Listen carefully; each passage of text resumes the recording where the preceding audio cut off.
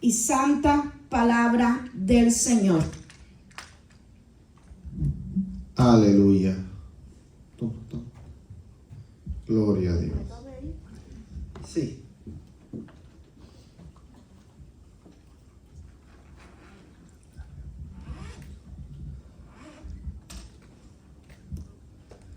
Vamos a ponernos de pie. Gloria sea al Señor. Gloria sea a Cristo. Y escuchando al hermano Fermín, el Señor me cambió el sermón. Ya tenía algo allá, pero vamos a orar. Padre eterno, oh Dios de misericordia, en el nombre de Jesús, que es sobre todo nombre, yo te ruego, amado Dios, que tú me uses en este día. Te doy las gracias porque sé que estoy aquí solamente por tu misericordia. Te ruego, amado Dios, que tú toques cada vida de los que estamos aquí. Y no solo de los que estamos aquí, sino de todos los demás, donde quiera que estén. Así sea por boca de nosotros, que nosotros llevemos esta palabra a ellos. Así sea que lo vean por las redes sociales. Pero que esta palabra edifique, que esta palabra destruya mentiras del diablo. Que esta palabra, Dios mío, ayude a tu reino, Señor. Amén. Que tu reino sea prosperado en esta palabra que tú nos vas a traer en el día de hoy. Y que también, Señor, nuestra obediencia sea edificada en esta palabra que tú vas a traer en el día de hoy. Ata, reprende y echa fuera todo lo que se quiera oponer, sea espiritual, sea emocional, a que tu divina presencia y tu divina palabra se glorifiquen con perfección en nuestras vidas y en este servicio que hacemos en tu nombre. En el nombre de Jesús te doy las gracias, gracias, gracias, Espíritu de Dios. Gracias, Dios mío. Y el pueblo dice amén. Amén. Gloria a Dios. Vamos a, bueno, hay puestos de pie ahí, puestos de pie. Y el tema del sermón de hoy es el diezmo. Para los cristianos, ¿sí o no? No iba a hablar de eso, iba a hablar acerca del ayuno. Pero escuchando al hermano Fermín, pues yo dije, vamos a hacer un estudio un poco profundo sobre este tema. A ver qué es lo que hay de cierto, que el diezmo hay que seguirlo dando, que el diezmo no hay que seguirlo dando, que hay de cierto, qué es lo que dicen las Escrituras. Amén. Entonces, vamos ahí a buscar en Génesis capítulo 14. Génesis capítulo 14. Y claro, entendiendo de que por tema de tiempo no voy a poder ir todo lo profundo que pudiera ir en esto, pero sobre este tema he tenido largos y tendidos debates.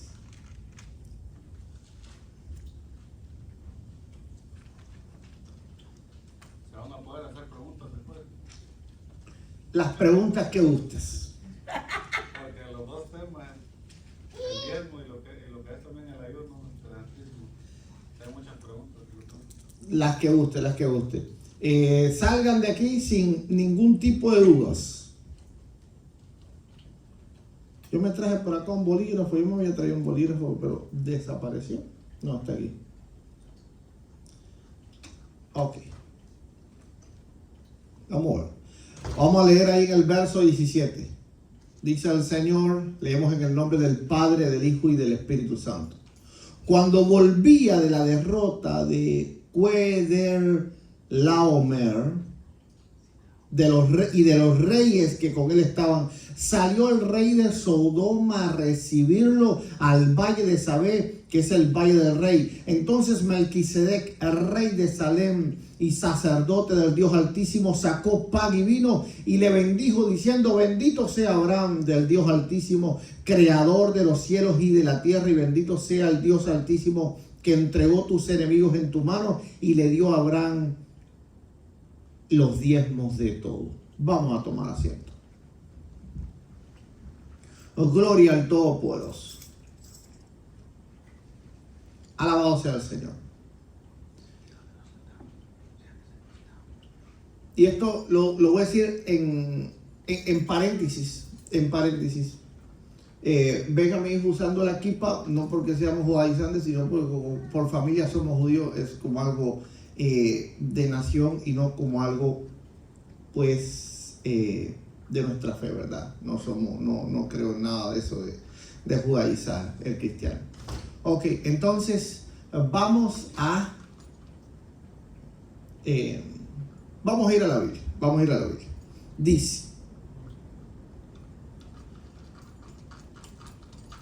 vamos a comenzar en el 18. Entonces Melquisedec, el rey de Salem y sacerdote del Dios Altísimo, sacó pan y vino y le bendijo, diciendo: bendito sea Abraham, Dios del Dios Altísimo, creador de los cielos y de la tierra. Y en el verso 20 dice: y le dio a Abraham los diezmos de todo. Lo primero que hay que ver con el diezmo es que el diezmo no pertenece a la ley de Moisés. Cualquier argumento que se diga de que el diezmo pertenece a la ley de Moisés es antibíblico, es completamente falso.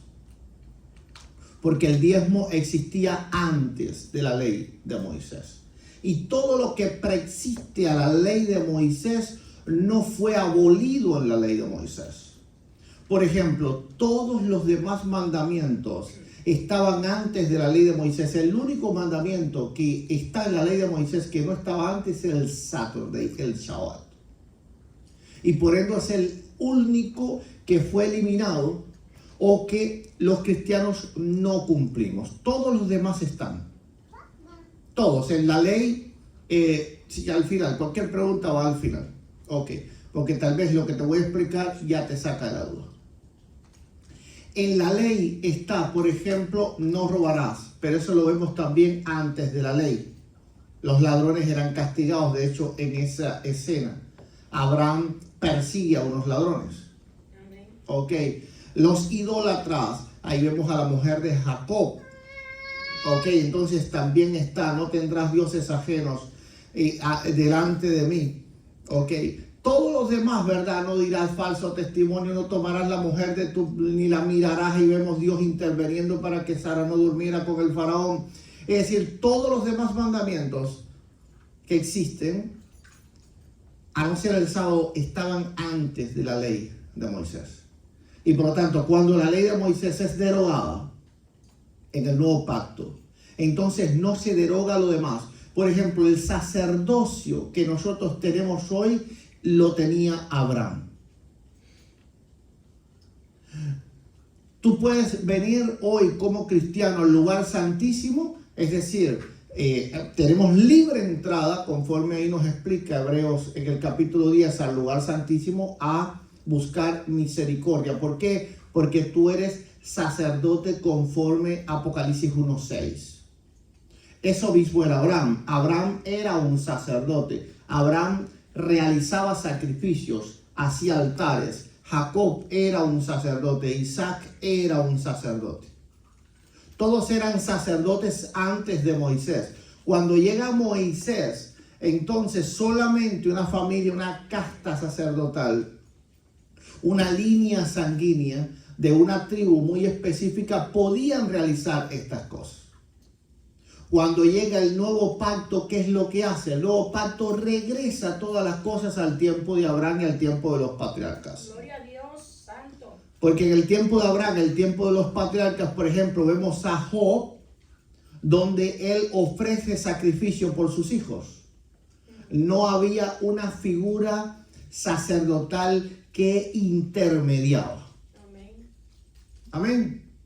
Entonces, aunque Melquisedec en ese tiempo se ve como sacerdote del Dios Altísimo, es porque él se dedicaba enteramente al sacerdocio, pero como un pastor se dedica enteramente al sacerdocio, pero todos los demás son igualmente sacerdotes que el pastor. No hay ninguna diferencia entre el pastor y los creyentes, simplemente el pastor se dedica a esto. Y el creyente, vamos a decir, el que está sentado, no se dedica a esto. tiene su trabajo secular, sus cosas, y viene a la iglesia los domingos. El pastor está siempre al tanto de todo lo que está ocurriendo. Esa es la diferencia entre alguien que está trabajando en el ministerio y alguien que no está trabajando en el ministerio. Pero respecto a ser sacerdotes, todos somos sacerdotes, conforme a Apocalipsis 1:6. Amén. Entonces, ¿qué es lo que estamos primeramente viendo aquí? ¿Qué es lo que existía? ¿Cómo Dios actuaba o cómo Dios se relacionaba con las personas antes de la ley de Moisés? Ahora, alguien dice, sí, pero lo que Abraham hizo, lo hizo una sola vez en la escritura. Bueno, ¿por qué esto es un sofisma? Es una falacia, es un argumento falaz, no es un argumento verdadero. Porque una sola vez en la escritura él se encuentra con Melquisedec. ¿Ah? Imagínate que alguien en la escritura una sola vez se encontró con Dios y esa vez adoró. Bueno, entonces ya no es una ley necesariamente adorar a Dios porque una sola vez se encontró con Dios. Pues no, es un argumento falso, es un argumento falaz. Ahora, no fuese falaz si la Biblia hubiese mencionado muchas veces que Abraham fue a ver a Melquisedec y solamente esa vez diezmó. Y ni siquiera eso probase nada. Porque puede ser que en ese momento era que Abraham decidió dar los diezmos de todo. Entonces, el argumento de que Abraham lo hizo una sola vez es fake. Porque una sola vez se encuentra él con Melquisedec en la Biblia. Ahora, más bien, ese argumento va en contra de quien dice algo del diezmo. Porque en realidad todas las veces fue una que se encontró con Melquisedec, Abraham diezmó. No hay ninguna vez en la escritura que él se haya encontrado con Melquisedec que Abraham no hubiese diezmado. Entonces, en realidad, la única vez fortalece más el argumento de que el diezmo está vigente de que no está vigente.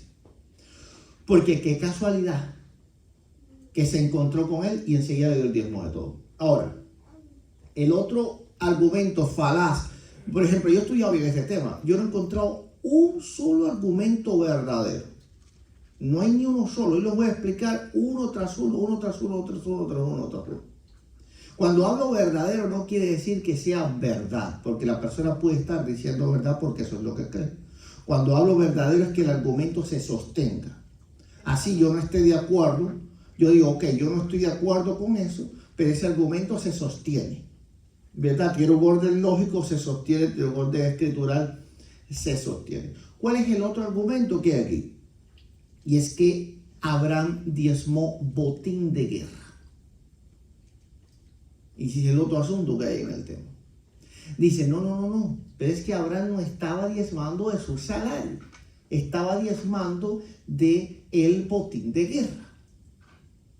¿Y qué es lo que hay aquí? Bueno, lo que hay aquí es un profundo desconocimiento de la época, porque en la época el botín de guerra era salario.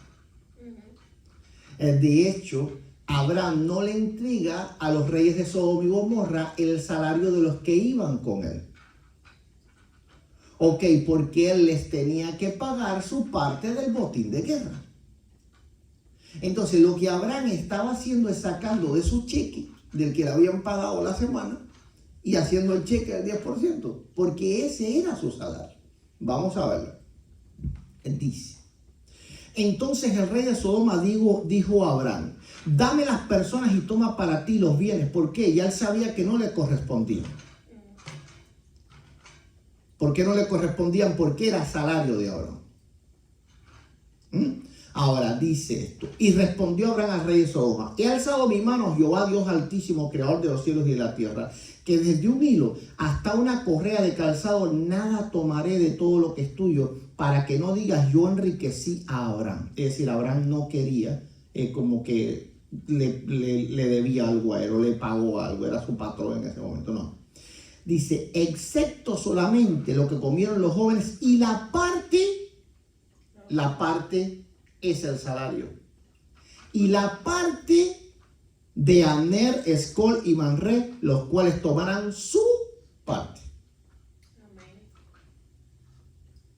Pero el asunto es que cuando se desconoce la escritura, se desconoce el contexto bíblico, histórico de la época, entonces luego se lanzan argumentos como estos. Entonces, vemos si el argumento se sostiene, no se sostiene, porque Abraham mismo dice que es un salario.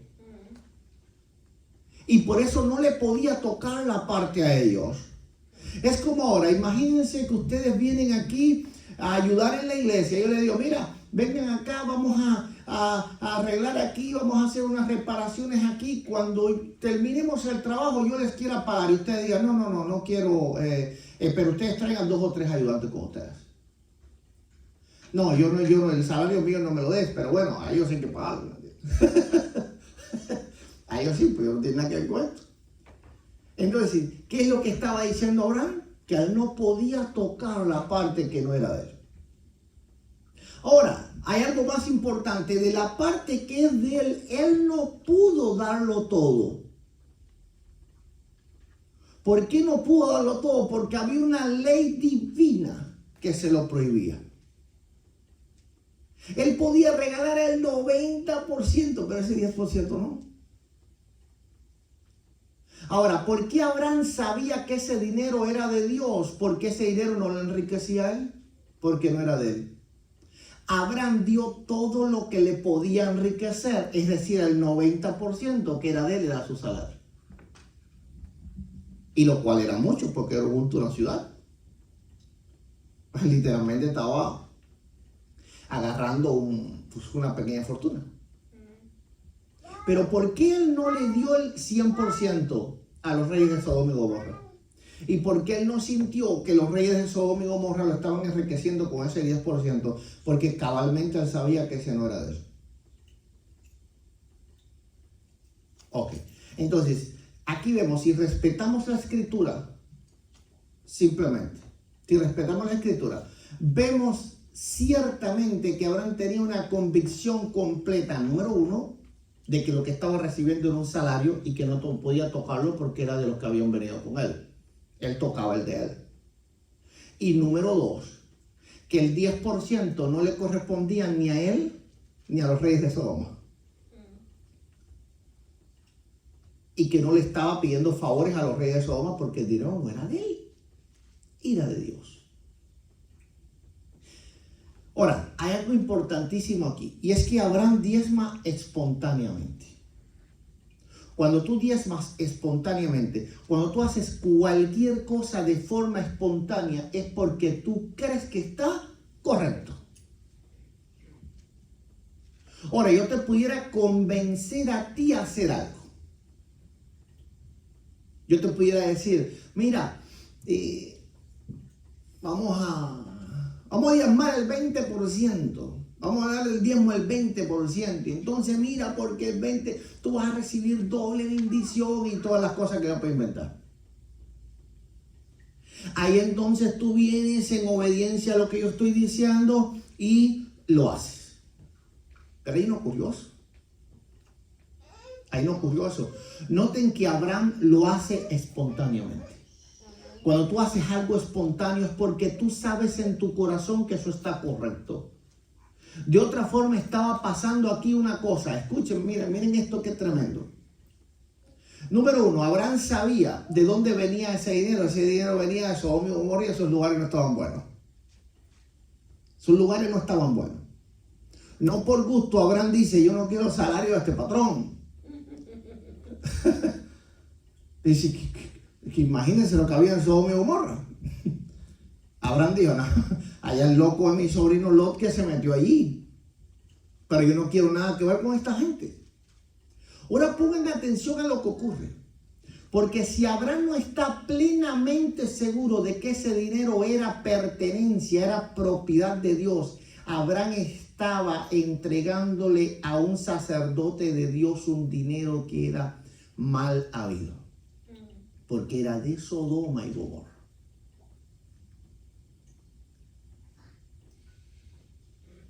Entonces, en el entendimiento de Abraham, era imposible. Imagínense ahora, ¿verdad? Que tú creas que sea bueno, pues yo no sé, Imagínate que tú te metiste a robar en un banco, claro que no lo vas a hacer, y te robaste $1.000.000 y vas a traer el diezmo a la iglesia, no lo vas a hacer. De ninguna manera lo vas a hacer. Lo vas a hacer solamente si tú crees que tú te lo ganaste con el sudor de tu frente. Y solamente si tú crees que eso está correcto. Y ver a su hombre con la fe que tenía Abraham. Nosotros tal vez nos confundimos, ¿me entiendes? Ese hombre hablaba con Dios ahí, es que es mi amigo, ¿me entiendes? Ahí es mi partner, el Señor es mi partner. Ya, entonces, hay que meterse en la mente de aquel hombre para ver qué era lo que en verdad ese hombre creía y qué era lo que en verdad ese hombre pensaba. De esta forma, tú te trasladas a esa época y puedes entender bien todas las cosas. Si no, en internet yo veo cada cosa que doy, Dios del cielo, Padre de misericordia, apiádate de tu iglesia. Ok, entonces, hasta ahí yo creo que estamos claros. Ahora, hay algo más. Y es que hay algo que se llama tradición. Tradición es enseñanza. Enseñanza. Repite conmigo, tradición es enseñanza. Enseñanza. Bien.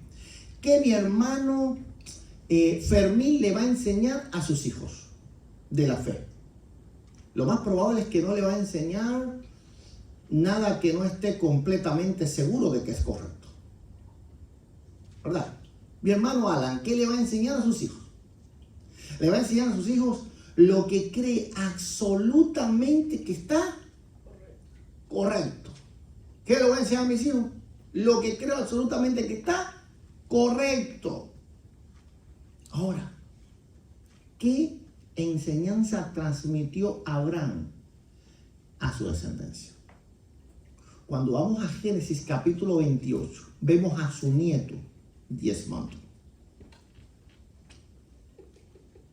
Y esto es importante porque cómo vivían los seres humanos en aquella época. Los seres humanos en aquella época vivían completamente diferente a como vivimos hoy. Hoy los seres humanos son muy independientes. Muy independientes. Ahí tal vez Isaías conoce muchas cosas que yo no conozco, de la fe y de las cosas, porque hay internet y muchas cosas y tal vez me puede dar clase de algo. O tal vez los hijos del hermano Fermín pues conocen muchas cosas que el hermano Fermín nunca les enseñó. En aquellos tiempos no.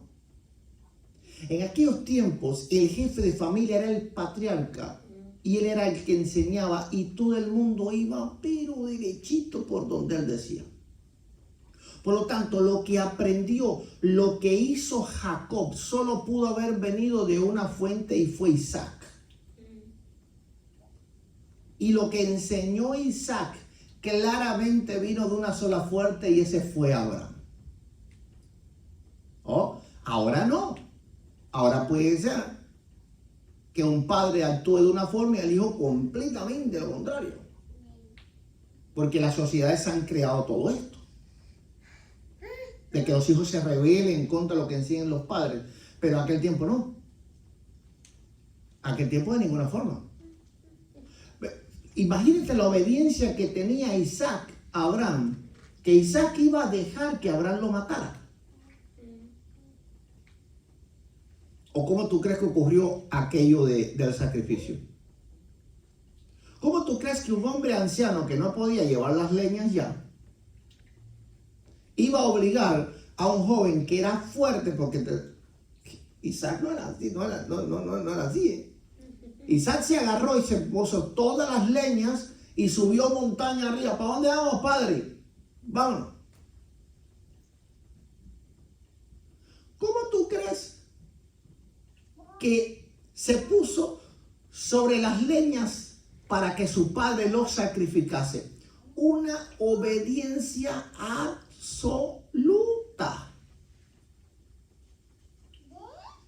Absoluta. Para ahora nosotros seríamos descabellados. Completamente descabellados sería eso. Ahí mis hijos me llaman al 911 rápido. Se volvió loco mi padre, uno a buscarlo. Encierra los que me quieren matar. Pero en aquella época no. Entonces tenemos que ir al contexto de la época para nosotros comprender todas las cosas como la escritura lo narra.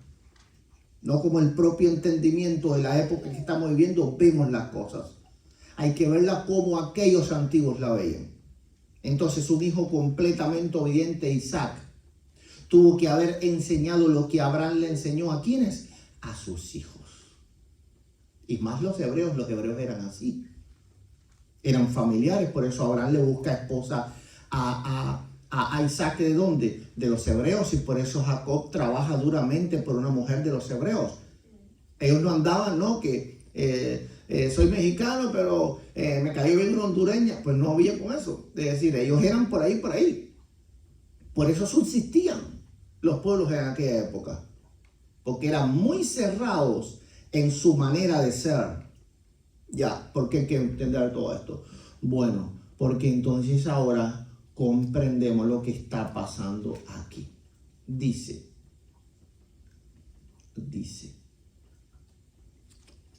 Ok.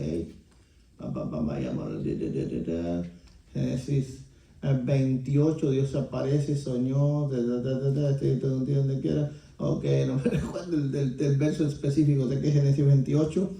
Dice, salió 10. en el 10. Fue Jacob de Berseba y fue a Harán y llegó a cierto lugar y durmió allí porque el sol se había puesto. Y tomó de las piedras de aquel paraje y puso su cabecera y se acostó en aquel lugar. Y soñó y he aquí una... Ok, ya. Ok, a ver. Ok, el 22, el último. Ok, vamos allá. Ok, vamos a ver qué está pasando ahora con Jacob. ¿Jacob antes de la ley o después de la ley? Jacob después de la ley. Bien. Después de la ley. Dice. Y se levantó Jacob de mañana y tomó la piedra que había puesto de cabecera y la alzó por señal y derramó aceite encima de ella. ¿Qué fue lo que hizo aquí? Hizo un altar. Amén. Entonces vemos a Jacob aquí también levantando altar, él como sacerdote de Dios. Y llamó a el nombre de aquel lugar Betel, aunque Luz era el nombre de la ciudad primero, e hizo Jacob voto diciendo. Ahora, pongan atención. Si fuere Dios conmigo y me guardare en este viaje en que voy, y me diere pan para comer y vestido para vestir, y volviere en paz a casa de mi padre, Jehová será mi Dios. Y esta piedra que he puesto por señal será casa de Dios, es decir, altar, lugar de sacrificio. Y de todo lo que me dieres el diezmo apartaré para ti. Amén. Pongan atención a lo que está sucediendo aquí. Lo que está sucediendo aquí es primeramente que un hombre quiere ganar el favor de Dios. Ok, entonces, vamos al primer argumento falso que hay aquí. Que Jacob se equivocó porque estaba comprando a Dios. Qué cosa más terrible. Ok. A ver, tú no le ofreces a Dios nada que tú no sepas que Dios le agrada. Ok. Entonces, claramente, lo que a Jacob quería era agradar a Dios. Ahora, Jacob estaba de alguna manera comprando a Dios. Claro que no. Jacob sabía que Dios estaba con él. Se lo probó en todos los milagros que hizo en casa de Labán. Jacob sabía que era Dios. ¿Quién era Dios? Simplemente es algo que tú haces, ¿verdad? También, Señor, si me bendices, pero tú sabes que Dios está contigo. Si vas conmigo, Padre, tú sabes que Él está contigo. Es una forma de decir que tú quieres un trato personal con Él. Porque en ese momento Jacob ya no quería andar errante. En ese momento ya Jacob quería un lugar con Dios. Amén. Gloria a Dios, santo. Y por eso Él hace un altar.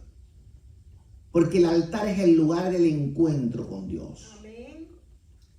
Bendito Dios.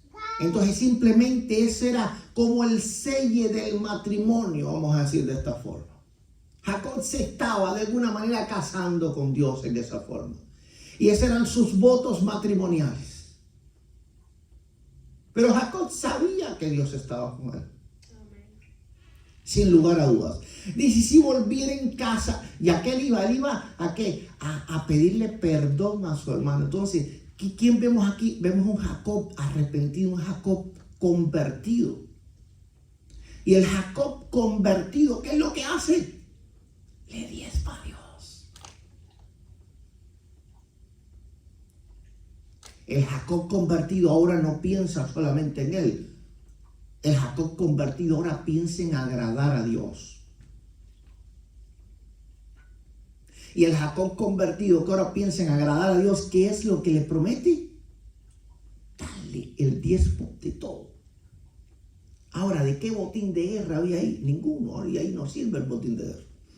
Pero noten que dice el diezmo de todo. No, que solamente se podía diezmar del producto de la tierra. Falso, Jacob era ganadero. Era pastor. No sembraba cebollas.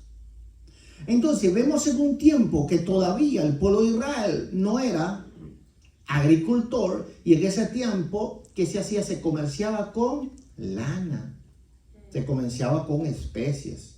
Ese era el dinero de aquella época.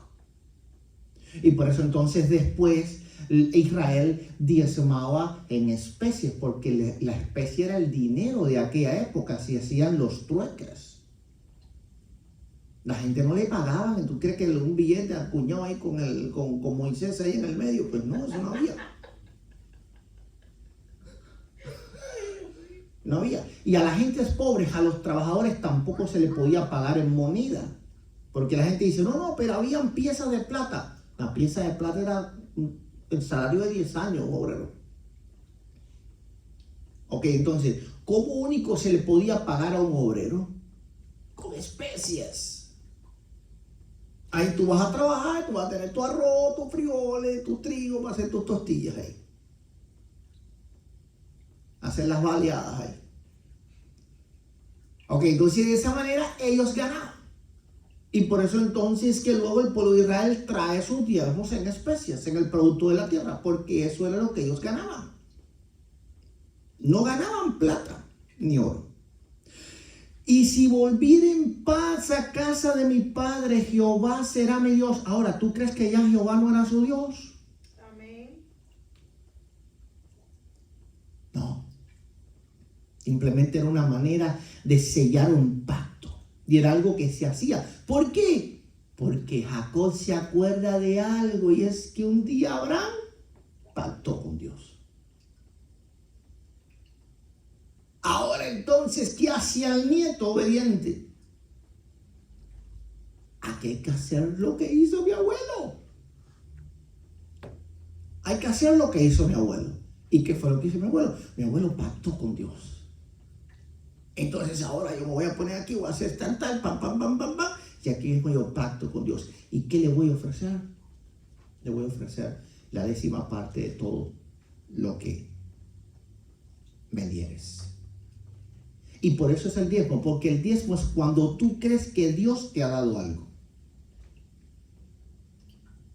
Ahora, ahí de que está al lado tuyo, ¿Dios te ha dado algo? Ahora, cuando Dios te da algo, obligatoriamente tú tienes que dar el diezmo. Entonces, por eso dice, nota que no dice de todo lo que yo hago. Él dice, de todo lo que me dieres ¿qué? ¿Hijos? ¿Te voy a diezmar el 10% de mi hijo? Pues no. Está hablando de las riquezas que él iba a obtener. Amén. De todo lo que él iba a obtener, claro que lo multiplicó. De todo lo que él iba a obtener, él iba a dar el diezmo a Dios. Ahora, pongan atención en todo esto, porque ¿qué le iba a dar a Dios? ¿Trigo? No, en ese tiempo el trigo no representaba nada para Dios, porque no había una casa con levitas que tenían hambre. Eran ovejas de sacrificio. Entonces, ¿qué era lo que Dios lo podía dar a Jacob en ese momento? Eran sus ovejas de sacrificio. Es decir, me nacen 100 ovejitas, 10 ovejitas son para ti. Me nacen 200 ovejitas, 20 ovejitas son para ti. De todo, porque Jacob era un pastor. Y no había una casta levita que mantener. Ahora entonces en el pueblo de Israel hay una casta levita que mantener. A ver, pónganse a pensar en algo. Bueno, ustedes saben, ¿verdad? Yo no recibo ningún diezmo ni gano absolutamente nada en mi ministerio pastoral. Pero imagínense que así fuese. Y que yo trabajase a tiempo completo, no hiciera más nada y yo recibiese un salario de la iglesia. Ok, supónganse ahora que las cosas se ponen tan malas que quitan la moneda y todas las cosas y bueno, ¿con qué ustedes ayudarían a mi sustento? Ahí llegaría Fermín con un poco de arroz, llegaría Alan con un poco de frijoles. Eso es lo que pasaba en aquella época. Era exactamente lo mismo. En aquella época había una casta de levitas que no tenían posesiones. Entonces, si no tienes posesiones, ¿cómo vas a comer? Si no podían cultivar nada. Porque no tenían tierras. Pero Alan era de Judá y Fermín era de Benjamín. Y entonces Fermín cultivaba algo y me traía a mí. Alan cultivaba algo y me traía a mí. Así es como funcionaba el diezmo en Israel. Pero el origen ontológico del diezmo no es en la ley de Moisés.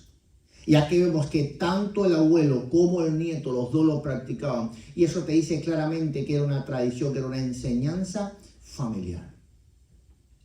Moisés no se la inventó así de momento, sino que claramente eso los hebreos lo tenían en su cultura, lo tenían en su fe.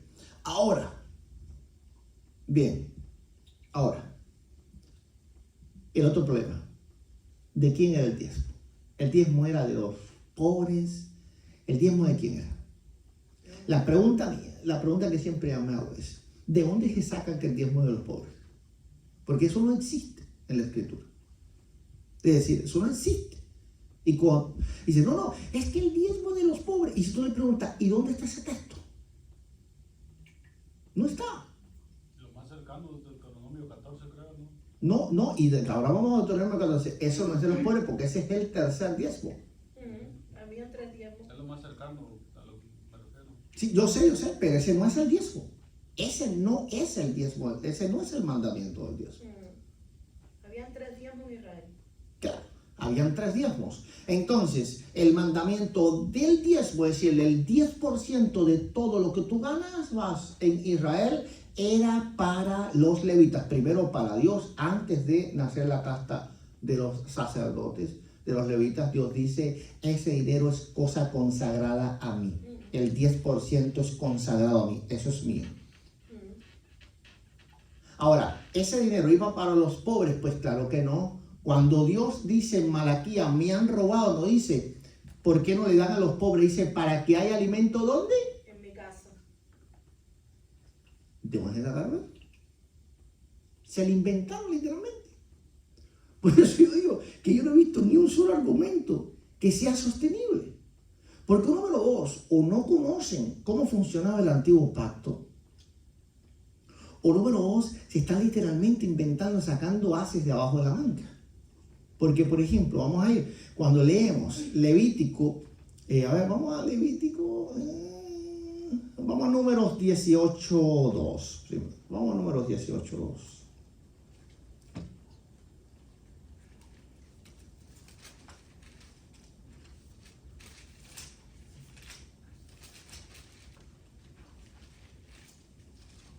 Entonces hay que saber qué era el diezmo y qué no era el diezmo. Dice, número 18:21. Ok, vamos a ver. Dice, ok, vamos al 20 para que entiendan qué cosa es el diezmo y qué es de Dios. Y el 21, ¿por qué lo tienen los levitas? Porque vemos que Abraham y Jacob entendían que ese dinero era, o esas ofrendas eran de Dios. Ahora, si eran de él, luego no las pueden tener los hombres.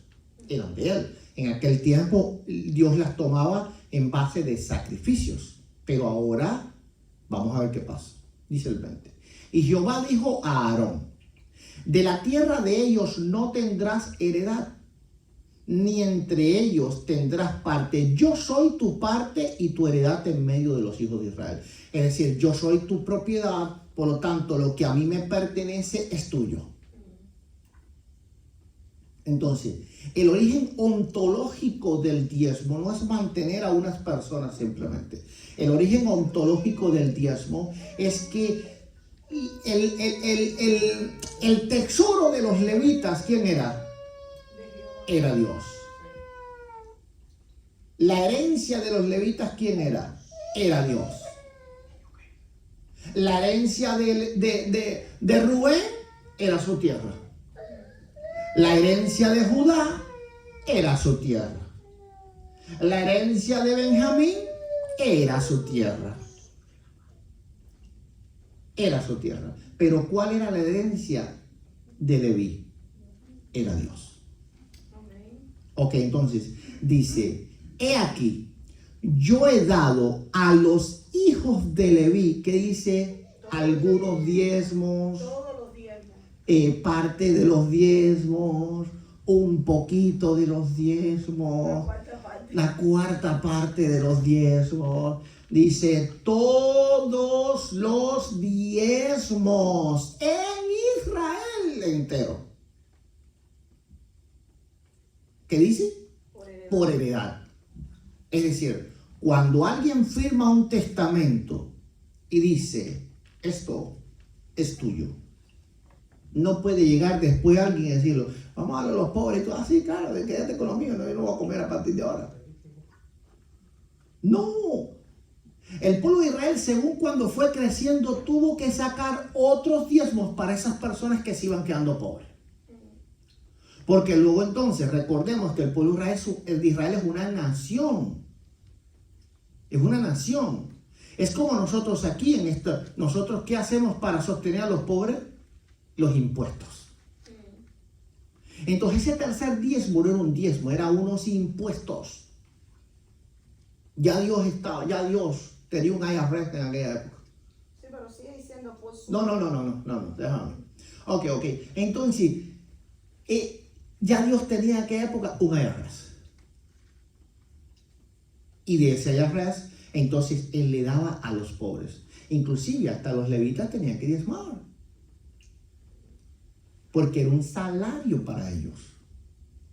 Porque era su heredad. Dice, he aquí, yo he dado a los hijos de Leví todos los diezmos en Israel por heredad, por su ministerio, por cuanto ellos sirven en el ministerio del tabernáculo de reunión. Gloria a Dios. Entonces, ¿para qué quieren los diezmos? ¿Para los pobres? No, de ninguna forma. Ahora, van a agarrar los diezmos de los levitas y se los van a dar a los pobres. Eso no está en ningún lugar de la escritura. Eso simplemente se lo sacan de la manga. Eso no existe. Ahí. Vamos a ir a ver a los textos que hablan sobre eso para que vean que no tiene nada que ver. Y lo dice bien claro, porque cuando se le da a los pobres dice, y después que hayas diezmado, entonces aparte el diezmo de los pobres. Sí, como yo decía, no te vayas a inventar de tocarme lo que es mío. Ahí tú tienes que sacar más de todavía de tu bolsa y darle a ellos. Una vez vino un hermano y me dice, hermano, él siempre diezmaba. Y yo le di, y me dice, hermano, eso fue hace como 20 años atrás. No voy a poder diezmar más. Y yo le digo, ¿y por qué, hermano Juan? Hoy él es pastor. Y me dice, es porque mi mamá tiene necesidades allá en México. Le digo, qué bueno. Y ya sabes, tengo que ayudarla. Yo le dije, haces lo correcto. Y ni se te ocurra dejarlo de hacer, pero con tu 90%. Ok. ¿Por qué? Porque, claro que sí, con el 90% tenemos, y no solo a la familia, a los pobres también. El problema es cuando se le quita a un lado para el otro. Pues no puedes quitarle lo que es para el ministerio, para dárselo a lo que es a tu mamá. No puedes quitarle lo que es de tu mamá para dárselo al ministerio. Ok, si alguien tiene que ayudar a su madre y entonces dice, yo quiero más a mi iglesia, vamos a hacer un cheque grande ahí, pues eso también está mal. Es decir, todo debe ir compartimentado conforme a la ley de Dios. Lo que es de uno es de uno y lo que es del otro es del otro. Los cristianos tenemos que inclusive pagar impuestos. Jesús dijo a Dios lo que es de Dios Y al César y al César lo que es del César. Así que nosotros tenemos que ayudar a mamá, tenemos que también darle al tío Sam, aunque no nos gusta. Bueno, a mí no me gusta mucho. Ok. No sé ustedes, los gustos son diferentes. Me acaba de tocar para esta. Ok. Ahí está la cosa. Entonces, cuando vamos a Malaquías 3:10, y léeme ahí Malaquías 3:10.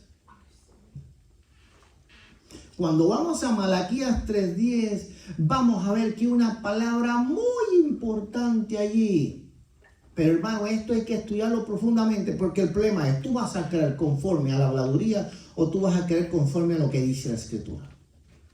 Y claro, pudiera ir muy extenso para llevarles a ustedes el convencimiento, que luego inclusive al convencimiento bíblico, luego cuando entraba algo al alfolí, no podía salir de ninguna forma, y si lo sacabas tenías que pagar intereses. dice, traer todos los diezmos al alfolí. ¿A dónde? Al alfolí. ¿A dónde? Al alfolí. Al alfolí. Pero ahora está hablando Malaquías mucho después que se dio el mandamiento de Deuteronomio 14, cientos y cientos de años, siglos después. Malaquías, ¿qué es lo que está diciendo? Traer todos los diezmos. ¿A dónde? Al alfolí. Pero ¿cómo era eso? Que la gente guardaba los diezmos y después iban a las ciudades y se reunían con los pobres y se lo comían. ¿Cómo es? Aquí la Biblia se contradice, ¿o qué es lo que está pasando aquí? O Malaquías no sabía eso. Parece que Malaquías era vulgar o checoslovaco o algo así, porque no sabía que eso sucedía en Israel. ¿Qué dice el profeta Malaquías? Traer todos los diezmos. ¿A dónde? Al alfolí. Ahora hay que entender qué era el alfolí, porque el alfolí era un lugar santo consagrado a Dios. Nada entraba ahí y salía. Si tú podías sacar, pero tenías que pagar intereses. ¿Por qué? Porque a veces te quedabas sin grano. Imagina que traíste los diezmos de tu frijolito y después no te quedaste sin grano. Pasó una plaga, algo en Israel, algo pasó, una sequía, no sé de cosas, y te quedaste sin grano. Entonces tú podías ir al templo y pedir parte o los granos que tú habías dado para el diezmo, para tu sembrar. Y te decían, claro que sí, pero sabes que lo tienes que devolver con interés. Porque nada salía ahí, porque eso era de Dios. Cualquiera que quisiera reclamar algo que había dado, tenía que devolverlo con intereses. Ok. Entonces estamos viendo cómo son las cosas conforme a lo que en verdad te enseña la Escritura. Los diezmos tenían que ir al alfolí. Y ahora, Dios le protesta a través de Malaquías porque no le estaban dando comida a los pobres. No. Dice, ¿para que haya comida? ¿Dónde? En mi casa. En mi casa. ¿Eso quiere decir que no haya que darle a los pobres? Claro que no. Pero aquí está el asunto. Vamos a ir ahora a Deuteronomio capítulo 14, vamos a leer el verso 22, primeramente, para ir en contexto.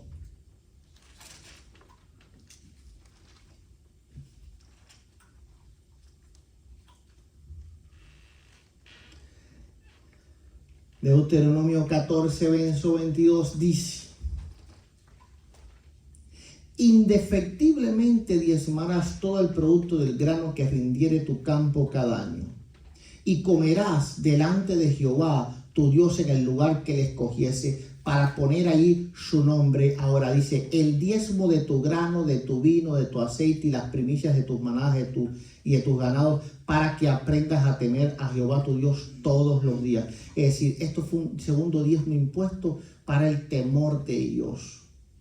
Dice, si el camino fuese tan largo que no puedas llevarlo por estar lejos de ti, al lugar que Jehová tu Dios hubiera escogido para poner en su nombre, cuando Jehová tu Dios te bendijera, entonces lo venderás y guardarás el dinero. No se puede diezmar el dinero. Mira, ahora se vende, se tiene el dinero y ahora se lleva el billete ahí al templo. Dice, entonces lo venderás y guardarás el dinero en tu mano y vendrás al lugar que Jehová tu Dios escogiere y darás el dinero por todo lo que deseas, por vacas, por ovejas, por vino, por sidro, cualquier cosa que tú deseas, y comerás delante de Jehová tu Dios y te alegrarás de tu familia y no desampararás al levita que habitará en tus propiedades, en tus poblaciones, porque no tiene parte ni heredad contigo. Ahora dice, al fin de cada 3 años, escucha porque ahora viene lo importante, dice, al fin de cada 3 años sacarás todo el diezmo de tus productos de aquel año, es decir, el año tercero, y lo guardarás en tus ciudades. Y cuando el levita venga que no tiene parte ni heredad contigo, y el extranjero, el huérfano y la viuda que hubiese en tus poblaciones comerán y serán saciados, para que Jehová tu Dios te bendiga en toda obra que tus manos hicieron. Ok, entonces vamos a ver que el primero y el segundo diezmo nada tenían que ver con los pobres. El tercer diezmo era el diezmo de los pobres y se daba cada 3 años y se diezmaba tan solo el diezmo del tercer año. ¿Ok? Ahora la pregunta es, ¿por qué razón se hacía eso? Hay que entender cómo cambió Israel. Hay que entender cómo cambió. Cuando Moisés llega allá por número 18, Israel todo estaba como, todo estaba concentrado en un mismo lugar. Todo estaba concentrado en un mismo lugar. Andaban ellos, pues, ahí. Ok, pero ¿quiénes estaban ahí? Los que habían salido de Egipto. Pero ¿qué fue lo que pasó en Israel? Israel fue creciendo. Entonces se comenzaron a hacer ciudades. Ahora había un problema, ¿verdad? Porque en esas ciudades también vivían levitas y vivían pobres. Comenzaron a haber pobres porque siempre hay personas que son enfermas, siempre hay personas que no pueden trabajar duramente. Y decían, bueno, ¿qué hacemos ahora con estas personas? Porque ya le estamos dando el diezmo a los levitas, a la tribu de Leví. Ahora, ¿qué hacemos con estas personas? Bien, entonces Dios dijo, aquí hay que pagar impuestos por ellos. Entonces, el diezmo de todo un año, de todo un país, eso es muchísimo. Y decía, toda una nación, eso es muchísimo. Entonces ellos hacían y los guardaban en sus ciudades. Es decir, noten que ya hay lo que se llama un gobierno de la ciudad. Esto que nosotros vemos hoy, ya Dios se lo inventó, ahí está en el libro de el escritor. No. Por ejemplo, Houston tiene su gobierno local. Cleveland tiene su gobierno local, Humboldt tiene su gobierno local, que atienden a los pobres allí. Entonces, ellos también tenían su gobierno local por ciudades. Pero ¿cómo entonces? ¿Dónde salía el dinero para ese gobierno local? Impuestos. Impuestos. Cada 3 años todo el mundo se reunía y decía, aquí está el dinero de los impuestos. Y entonces los jefes de familias que habían ahí, pues sostenían al levita, porque el problema es que las ciudades también tenían que haber levitas para que ministrasen al pueblo. Los levitas eran los que ministraban, los que enseñaban la escritura en aquel tiempo, eran los cantores también. Entonces, eran como pequeñas congregaciones que había. Exacto, pero el sacrificio solo se podía dar en el templo, pero eran como los pastores del lugar, vamos a decir de esta forma. ¿Y cómo sostenían a los pastores de ese lugar que no vivían en el templo, que no vivían en el tabernáculo de reunión? En ese tiempo no había templo, había tabernáculo de reunión.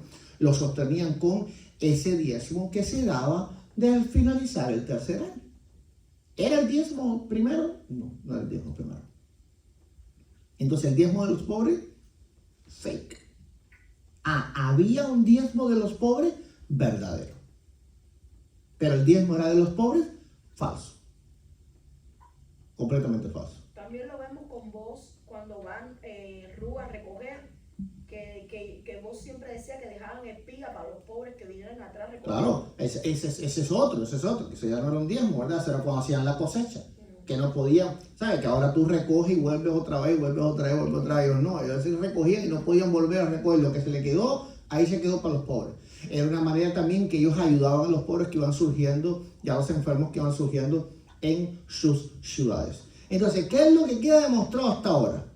Punto número 1, el diezmo no pertenece a la ley de Moisés, sino que fue acogido por la ley de Moisés, que son dos cosas diferentes. Punto número 2, el diezmo era un dinero consagrado a Dios y se le dio a los levitas porque ellos ministraban al Señor. Ok. Punto número 3, el diezmo no era de los pobres, había un diezmo para los pobres. Ok. Punto número 4, el diezmo no se ha dado en una cosa en específica como especies de la tierra, porque Jacob no diezmaba en eso, sino que en cada momento de la historia claramente las personas han trabajado. Por ejemplo, cuando estaba el pueblo de Israel, diezmaban también en especies, en comino y en un montón de cosas. ¿Por qué? Porque era lo que en ese tiempo era el mercado que había en Israel, y Israel siempre ha sido un pueblo ganadero y agricultor. Si el templo de Dios estuviera en este tiempo de hoy, a nadie se le ocurre que los israelitas ahí en Tel Aviv iban a estar llevándole cebollas ahí al templo. ¿Por qué razón? Porque claramente la época hubiese cambiado. Ahora, que ya estamos aquí. No sé si quieren hacer alguna pregunta del Antiguo Pero Testamento. también vemos que Jesús manda a Pedro a coger de un pez en la boca una moneda. Sí, ese es un impuesto al Sí, Estado. un impuesto. Ok. Que había dinero. Sí, claro, ya en ese tiempo, y ese era para el templo, ¿eh? Sí. Ese era el impuesto del templo. Y Jesús daba dinero al templo. Ok, ese fue el impuesto de la consagración del templo, digamos así. Ok, entonces, ¿alguna pregunta respecto a lo que hemos hablado ahora del Antiguo Testamento? Es que así como el diezmo era una ley no escrita, igual que el sacrificio, ¿no? Se escribió cuando Moisés, pero ya existía de antes. Exacto, sí. ¿Me estás diciendo una cosa o me estás preguntando? Como que no entendí. No, ¿cómo se llama? No, eso más que todo es diciéndolo, nada más que existía una ley no escrita que se escribió hasta cuando Moisés, pero ya existía como ley. Claro, Ahora, claro. Es que creo que mezclaría la pregunta con el Nuevo Testamento, por ejemplo, pero por ejemplo el diezmo era obligatorio, habría que darlo sí o sí, ¿verdad?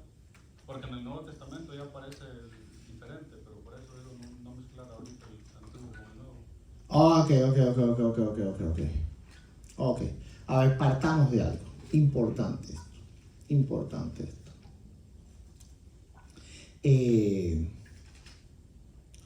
Todos los mandamientos de Dios, todas las ordenanzas, tanto en el Nuevo y el Antiguo Testamento, son obligatorios. No existe un mandamiento voluntario, porque entonces ya son un mandamiento. Ok, ese es otro juego de palabras que literalmente se lo inventaron. Ok, un mandamiento voluntario. Ni siquiera ir a la iglesia es voluntario, porque la Biblia estipula, no dejen de congregarse. Entonces, exactamente, entonces es un mandamiento. Ahora, que nosotros quebrantamos los mandamientos, pues sí los quebrantamos, pero no dejan de ser mandamientos. Amar a tu prójimo no es opcional. Yo te amo si me cae bien, si no me cae bien, no te amo. ¿Me entiendes? Eso no funciona así. Entonces, se juega con la semántica, que en realidad eso está completa y frontalmente contra la Escritura. No hay semántica y ni una letra ni una tilde, lo que hay es voluntario. Te explico una cosa más, Ahora, cuando la Biblia habla de las ofrendas, no de los diezmos, porque cuando dice Pablo que nadie dé por tristeza ni por obligación, no está diciendo que es opcional. Lo que está diciendo es que no lo hagas porque es obligado. ¿Me entiendes? Por ejemplo, imagínate ahora que yo voy a traer a Isaías a la iglesia. ¿Bien? ¿Por qué él viene? Él viene porque quiere venir o porque lo obligó. Bueno, pero eso no tiene nada que ver con que sí tiene que venir. Entonces yo le digo, mira, no vengas porque yo te estoy obligando.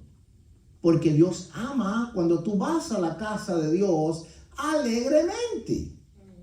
¡Ay, qué rico la iglesia! ¡Ah!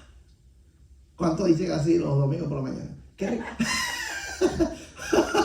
Ok, entonces hay que poner en contexto muy bien lo que Pablo está diciendo. Porque luego entonces Pablo sentencia y dice, pero si siembras poco, entonces vas a cegar poco, por lo cuanto no es opcional. Pablo lo que te está diciendo es cuánto siembras, no si siembras o no. Pablo dice en mandamiento, cada uno el primer día de semana. Él no dice, los que quieran el primer día de semana. ¿Dónde está ahí lo opcional? No existe. Se lo inventaron.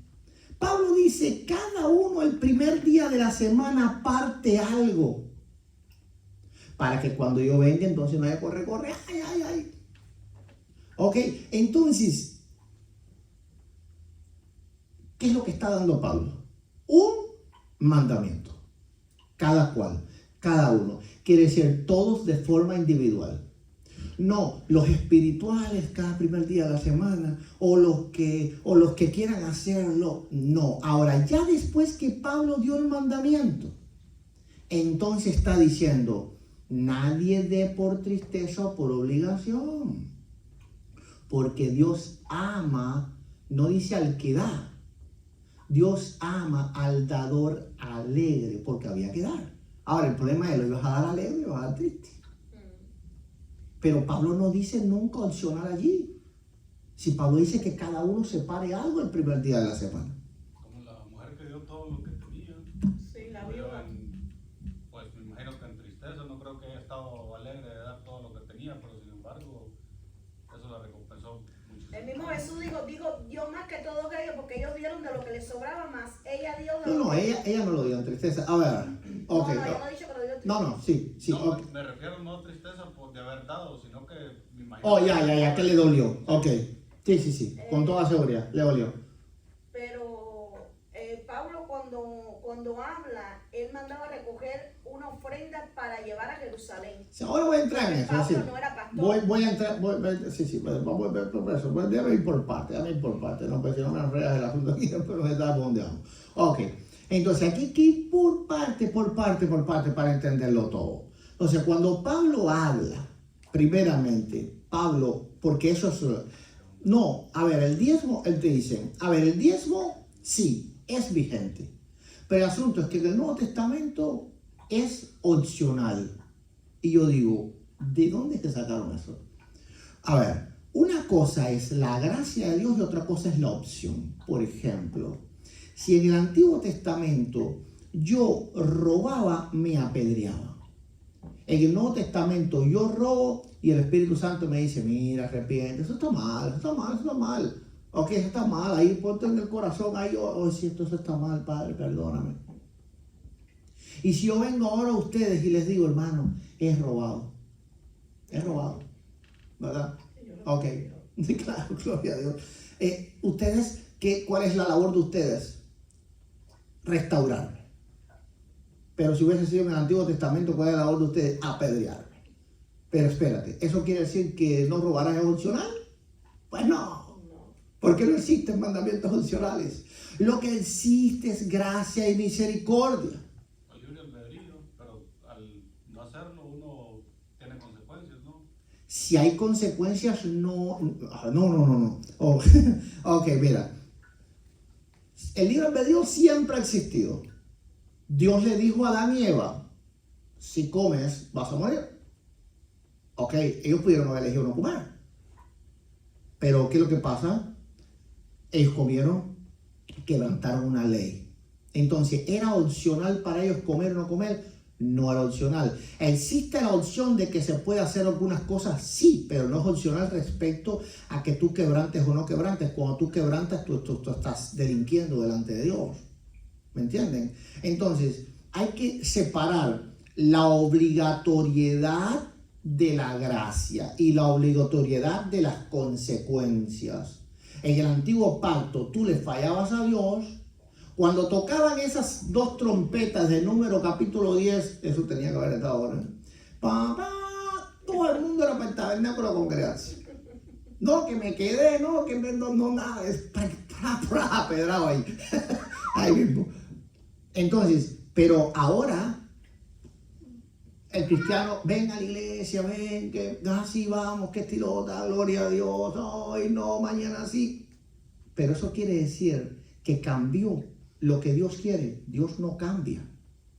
No tiene sombra de variación. Siempre es obligado. Pero lo que ahora es que no va una turba de gente afuera de tu casa, apedréalo porque no fuiste a la iglesia. Eso es lo que cambia. Lo que cambia es la consecuencia de lo que nosotros hacemos. Pero Jesús dijo, yo no he venido a abogar aquí la ley ni nada por el estilo. Yo vengo a traer ahora, yo vengo a tener gracia a ustedes. ¿Por qué? Porque sin esa gracia no van a poderse salvar. Porque siempre van a estar quebrantando la ley. Entonces, ¿estamos sin ley? No estamos sin ley. Lo que estamos es bajo la gracia. Y bajo la gracia, cuando quebrantamos la ley, tenemos otra consecuencia. El Espíritu Santo viene y nos redime. En el Antiguo Testamento no. Moisés dio 2 veces en esa roca y no entró a la tierra prometida. Saúl no hizo lo que tenía que hacer y ¡boom! Pero ¿qué es lo que dice Lucas? ¿Qué es lo que describe Lucas cuando los ángeles cantaban? Dice, gloria a Dios en las alturas y en la tierra paz, buena voluntad para con los hombres. Es decir, que Dios ahora, por cuanto Él mismo se hizo hombre, ahora tiene buena voluntad para con nosotros. Entonces nos entiende porque conoce nuestras flaquezas. No porque Él las tuvo, sino porque Él vivió entre nosotros como hombre. ¿Ves? Eso es lo que cambió. Pero el no robarás sigue estando. Lo que pasa es que no está la piedra. Quita la piedra, pero sigue el mandamiento.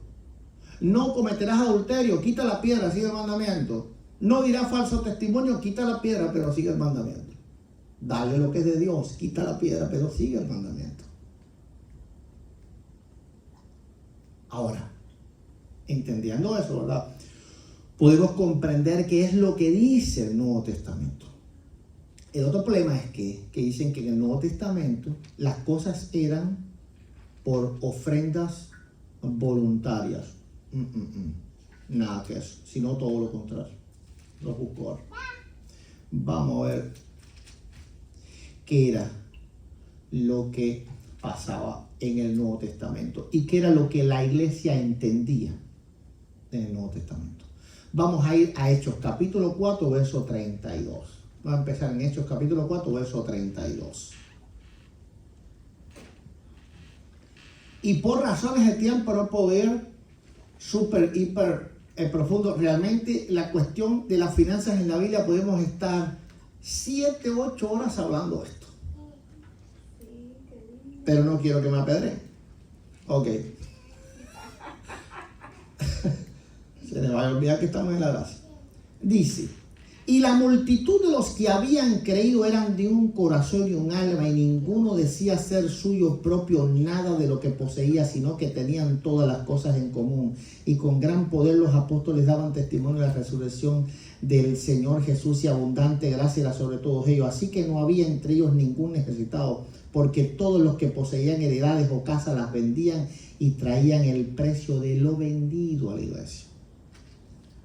Entonces ahora, cuando Pablo habla de las ofrendas, Pablo está hablando a una iglesia que no tenía nada como suyo propio. No podemos trasladar eso en esta época. Si trasladamos eso en esta época, pues yo no sé, ¿me entiendes? Fermín vaya vendiendo su casa, ¿me entiendes? El próximo domingo quiero todo aquí. En realidad eso es lo que queremos. ¿Queremos seguir las reglas del Nuevo Testamento? Yo le digo a la gente, no, pero tú no sabes que estás planteando. Porque realmente el Nuevo Testamento no tenía la iglesia que hay hoy. Que la gente viene a dar una ofrenda, eso no existía. Eso no existía. El asunto de la ofrenda de Pablo era misionera, pero la iglesia local no, porque todo el mundo tenía todo en común en esa localidad. Ahí cuando Alan iba al mercado, no iba para su casa. Cuando el Alan iba al mercado, venía para acá y lo metía ahí en las neveras. Y cuando Fermín iba al mercado, venía para acá y lo metía ahí en las neveras. Y cuando iba al mercado, se iba porque no tenía cómo comprar y vendía las neveras. No, no veo. Ok, entonces, eso era como vivía la iglesia en el primer siglo. Ahora, ¿qué pasaba con los que estaban fuera de nosotros? Miren cómo cambia el panorama cuando uno estudia correctamente las Escrituras. Entonces ahora, todo lo que has escuchado en internet, te das cuenta que abrir un latón de basura es sax, y volverlo a cerrar. Porque ahora, ¿para lo que se necesitaba ofrenda? ¿Para la iglesia local? ¿Pase el alfolí por ahí para la iglesia? Pues no, porque ellos tenían todas las cosas en común. Para los pobres de otras localidades que eran perseguidas. Es decir, para los pobres en Jerusalén. Entonces, por eso Pablo mandaba gente recogiendo ofrenda por todas las iglesias para los santos de Jerusalén. Porque allí no podía haber eso, ahí había pura persecución allí. Pero los que estaban en Corinto, una ciudad enorme, de grande, politeísta, todo el mundo tenía dioses diferentes y nadie se metía con nadie, todo el mundo adoraba lo que le daba la gana adentro. Entonces, pues ahí habían cristianos también adorando al Dios verdadero, y ellos tenían sus comunidades, estaban tan tranquilos que tenían tiempo para formar problemas ahí en Corinto, armar algarabía y todas esas cosas. Pensaban que estaban locos esta gente. Imagínate, antes no estaban viviendo bajo persecución. Pero ahí en Jerusalén antes no era para esto que nos descubren. Ok, sí, te escucho. ¿Puedo hacer un comentario? Sí. Escuché una enseñanza respecto a la colecta de Corintios. No sé usted qué opina. Sí. Dice que la colecta que dice Pablo ahí, pero esto digo que el que siembra escasamente y todo eso, ¿verdad? No está enseñando doctrina de que se tiene que hacer de esta manera, sino que esta es una colecta especial que se hizo en ese tiempo para los hermanos que estaban padeciendo por allá en Jerusalén, porque se había predecido que iba a haber una gran hambruna, la cual se concretó, y por eso estaba haciendo una colecta especial, y por eso decía, cada uno de nosotros conforme propuso en su corazón. O sea, pero no está enseñando doctrina de que esa es la manera que nosotros tenemos que hacer. Claro. Se la sacan de abajo de la manga. Es decir, eso no es nada que hay respecto al texto ese. Vamos a ir a 1 Corintios capítulo 16. Entonces, cuando alguien te diga, no, porque aquellos primeros cristianos daban voluntariamente, dile, no, aquellos cristianos los daban todo. Y ellos daban voluntariamente para otras comunidades. Porque claramente nosotros tenemos nuestras responsabilidades con nuestra comunidad. Pero tenemos que, ahora yo mismo le digo a usted, oye hermano, que Dios no lo quiere, imagínense, hubo un terremoto en cualquier lugar, yo no sé, en Chile, van a poner un país, ¿verdad? En la Antártida, van a poner ningún país. No va a ser que me vea un chileno por ahí por el video. Ok, entonces, y decimos, hermanos, hay que ayudar a esos hermanos que están allá, hay muchos cristianos ahí, ¿verdad? Que están en problema ahora. Ahora eso no es nuestra responsabilidad como tal, como comunidad, pero sí es nuestra responsabilidad como creyentes en Cristo que somos. Vamos a ver, dice. En cuanto a la ofrenda para los santos, pongamos algo en atención, porque eso que dicen de la hambruna, eso no tiene nada que ver con eso, porque la hambruna atacó a todas las regiones de lo que es el Medio Oriente, inclusive Asia Menor. Así que en problema hubiesen estado los corintios también. Pero dice, en cuanto a la ofrenda para los santos, haced vosotros también a la manera que ordené. Dile que está al lado tuyo. Ordené. Dile que está al lado tuyo. Espérate. ¿De dónde se sacaron lo voluntario allí? Ordené. Entonces, por eso es que yo digo, hermanos, en la internet hay mucha gente hablando y poca gente estudiando, créanme. Por eso yo no escucho a ningún predicador. Cuando escucho digo, barbaridades. Se amontonarán maestros, barbaridades, es una orden. No es voluntario, es una orden, es voluntario. Como ahora yo le digo a un hijo mío, oye, te ordeno hacer esto, y él escucha y digo, es voluntario lo que me dijo. Estamos viendo aquí el que está desenfocado por entero. Dice que ordené en las iglesias de Galacia. Cada primer día de la semana, cada uno de vosotros ponga aparte algo según haya prosperado, guardándolo. Es decir, no me toque eso, No me toque, no, que la esposa me pidió que no toques. Hay que guardar eso. Para que cuando yo llegue no se recojan entonces ofrendas. Y cuando haya llegado a quienes hubieres designado por carta, esto enviaré para que lleven vuestro donativo a Jerusalén, y si fuere propio, yo también que también vaya, irán conmigo. Ok, entonces, ¿cómo eran las ofrendas? ¿Era una orden? ¿O era? Si os querían. No, era una orden. Y aquí es lo importante. Vamos ahora, la que tú traes, hermano Fermín, que es 2 Corintios 8, ¿verdad? Que es el otro capítulo que habla sobre eso. Sí. No, Ok. 2 Corintios 8. Vámonos allá. A Dios sea la gloria. Siento el Espíritu del Señor ahí conmigo. ¿Cómo? ¿Es el 8 o el 9? El 8. El 8. Las ofrendas. Claro, bueno, también está el 9, ¿verdad? Pero vamos a empezar desde el 8. Ok. Vamos a ver. Dice ofrenda para los santos. Asimismo, hermanos, hacemos saber la gracia de Dios que se ha dado a las iglesias de Macedonia, que en grandes pruebas de tribulación la abundancia de su gozo y su profunda pobreza abundaron en riquezas de su generosidad. Es decir, Pablo está colocando, por ejemplo, cristianos que no tenían y que aún así daban. Pues doy testimonio de que con agrado han dado conforme a sus fuerzas y aún más de sus fuerzas, pidiéndonos con mucho ruego. Ay, esos cristianos rogaban por ofrendar. Y decimos, no, hay que hacer como el Nuevo Testamento. Pero ¿cómo? Si esos cristianos no es una maravilla. Ok, dice, pidiéndonos con muchos ruegos que les concediéramos el privilegio de participar en este servicio para los santos. Y no como lo esperábamos, sino que asimismo se dieron primeramente al Señor y luego nosotros por la voluntad de Dios. De manera que exhortamos a Tito, para que tal como comenzó antes, asimismo acabe también entre vosotros esta obra de gracia. Por tanto, como en todo abundáis en fe, en palabra, en ciencia, en toda solicitud y en vuestro amor para con nosotros, abundad también en esta gracia. Él está diciendo, vamos, ustedes dicen que son espirituales, los corintios hablan en lengua y un montón de cosas.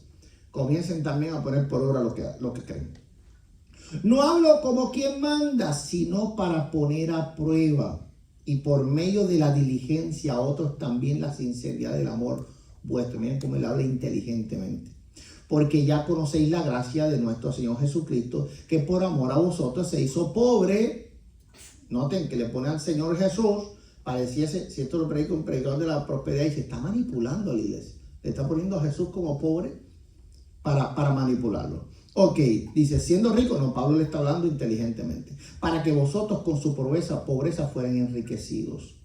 Y en esto doy mi consejo, porque esto os conviene a vosotros, que comenzasteis antes no solo a hacerlo, sino también a quererlo desde el pasado año. Ahora pues llevad también a cabo el hacerlo, para que como estuvisteis pronto a querer, así también lo estéis a cumplir conforme a lo que tengáis. Es decir, lo que prometan a darlo. Porque si primero hay la voluntad dispuesta, será acepta, según lo que uno tiene, no según lo que uno no tiene. Por eso Pablo está diciendo, no den por tristeza ni por necesidad, porque no será aceptable la ofrenda. Y es lo que pasó con Caín y Abel. ¿Ok? Y con Ananías y Zafira. Exactamente. Imagínate qué clase de voluntario era aquello que los mató por no haber dado todo.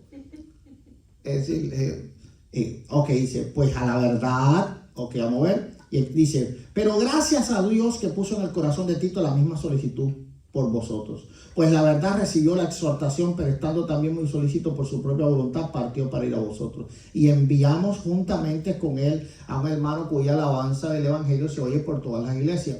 Y no solo esto, sino que también fue designado por las iglesias como compañero de nuestra peregrinación para llevar el donativo que es ministrado por nosotros para gloria del Señor mismo y para demostrar vuestra buena voluntad, evitando que nadie nos censure en cuanto a esta ofrenda abundante que administramos, procurando hacer las cosas honradamente, no solo delante del Señor, sino también delante de los hombres, dice. Enviamos con ellos a nuestro hermano cuya diligencia hemos comprobado repetidas veces. Es decir, ¿qué le está hablando aquí? Le está poniendo confianza en el enviado. ¿Me entiendes? Oye, este hombre no se va a robar el dinero. Bien, dice, y ahora mucho más diligente por la mucha confianza que tienen vosotros. En cuanto a Tito, es mi compañero y colaborador para con nosotros Y en cuanto a nosotros, vuestros hermanos son mensajeros de la iglesia y gloria de Cristo. Mostrad pues para con ellos ante la iglesia la prueba de vuestro amor y de nuestro gloriarnos respecto a vosotros. Ahora dice, cuando la administración para los santos, ¿y por qué leí el 8? Porque el 8 estamos viendo un Pablo hablando a su corazón y convenciéndolo de forma sabia. Cuanto a la administración para los santos, es por demás que os escribo. Esta palabra quiere decir que ellos saben que lo tienen que hacer. Cuando dice alguien, es por demás que te diga, quiere decir, tú sabes que tienes que hacer esto. Pues conozco vuestra voluntad, de la cual me glorío entre los de Macedonia y Acaya, está preparada desde el año pasado, y vuestro celo ha estimulado a la mayoría. Pero he enviado a los hermanos para que vuestro gloriarno de vosotros no sea en vano en esta parte, como lo he dicho antes, estéis preparados. No sea que si vinieres conmigo algunos macedonios os hallaren desprevenidos, nos avergoncemos nosotros de no decir vosotros de esta nuestra confianza. Por tanto, tuve por necesario exhortar a los hermanos que fuesen primero a vosotros y preparasen vuestra generosidad antes prometida, para que esté lista como de generosidad y no como exigencia nuestra. Noten esto que les está diciendo aquí. En pocas palabras, los corintios eran tacaños.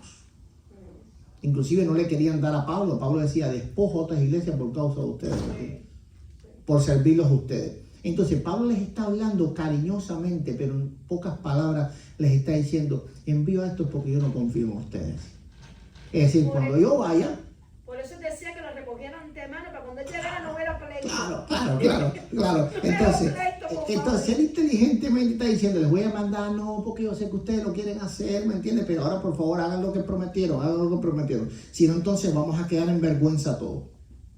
Dice, pero envía a los hermanos, dice, no sea, dice, el 5, por tanto tuve por necesario soltar a los hermanos que fuesen primero a vosotros para prepararse vuestra generosidad. Dice, y no como exigencia nuestra. Pero esto digo, ahora, vamos a ver, ¿qué es lo que Pablo ahora?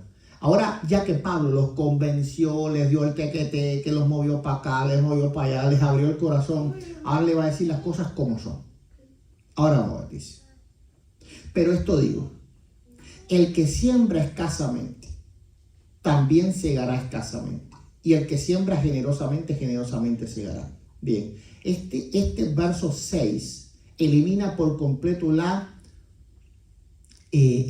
opcionalidad. ¿Por qué? Porque cuando algo es opcional, no importa si haces una cosa o no importa haces la otra, recibes el mismo premio. Por ejemplo, si yo ahora hago una fiesta. Pastor, es mi cumpleaños, imagínate. Es mi cumpleaños. Yo le digo, hermano, les invito a mi cumpleaños. Hermano, pero no se preocupen por traer regalos ni nada por el estilo. Eso es completamente opcional. Es decir, que si viene, ¿verdad?, la hermana Guadalupe con, pues yo no sé, un regalo enorme y grande, ¿verdad? Y viene, no va a poner a nadie con el regalo pequeño, ¿me entiendes? Así como poner un ejemplo con el regalo pequeño, pero viene otro hermano X con el regalo pequeño. Lo mismo agradecimiento voy a tener con la hermana que voy a tener con el hermano. Porque darme un regalo es opcional. Vamos a ver ahora si Pablo dice que es opcional. No lo es. Pero esto digo, el que siembra escasamente, también segará escasamente. Y el que siembra generosamente, generosamente segará. Antes de decir lo de cada cual propuso en su corazón, hay que leer el contexto superior. Él primero les dice, antes de decirle lo que den en su corazón, le está diciendo, un momento. Porque Dios va a ver con agrado solamente si ustedes siembran abundantemente. Si ustedes siembran escasamente, y escasamente no es de lo que tienes, porque si tú tienes poco, acuérdese la viuda. ¿Qué cosa es sembrar escasamente? Tengo $20,000 y doy $1, por ejemplo. No es tengo $5 y doy $1. Si tienes $5 y das $1, estás dando mucho. Entonces Pablo no está haciendo división entre ricos y pobres. Pablo está haciendo división entre la disponibilidad del corazón. Diciéndole, ey, a todos Dios no los va a ver igual. Si ustedes siembran escasamente, Dios va a saber que están sembrando escasamente, porque Él lo sabe todo. Y si ustedes siembran abundantemente, Dios va a saber que están sembrando abundantemente, porque Él lo sabe todo. No la iglesia. Yo no sé nada. ¿Ok? Yo no sé si ustedes tienen Dios y tienen 1 millón. No lo sé, literalmente. Pero Dios lo sabe. Entonces, ahora viene, dice. Cada uno de como propuso en su corazón, entendiendo arriba lo que dijo. Si tú te propones en tu corazón dar poco, está bien.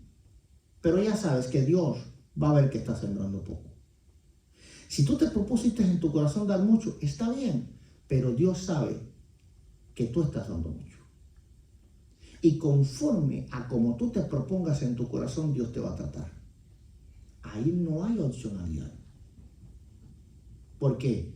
Porque opcionalidad es decir, por ejemplo, nosotros, pues, todos creemos en Cristo. Todos creemos en Cristo, ¿verdad? Y llegar a ser alguien como el apóstol Pablo, digámosles que es opcional, porque Dios nos va a salvar a todos. Yo no pude llegar para el cielo de todas formas. Tú pudiste llegar y ser como el apóstol para el cielo de todas formas. ¿Ok? Ahora, respecto a las coronas, no es opcional. ¿Por qué? Porque si tú hiciste lo del apóstol Pablo, vas a recibir las coronas que recibió. Si yo no hice como el apóstol Pablo, yo no voy a recibir las coronas que recibió. Entonces, respecto a la salvación, la grandeza de nosotros en el ministerio es opcional. Respecto a los premios en la gloria, entonces, ¡ay, qué Dios más lindo! La grandeza de lo que hagamos entonces no es opcional. ¿Están viendo dónde estamos llegando?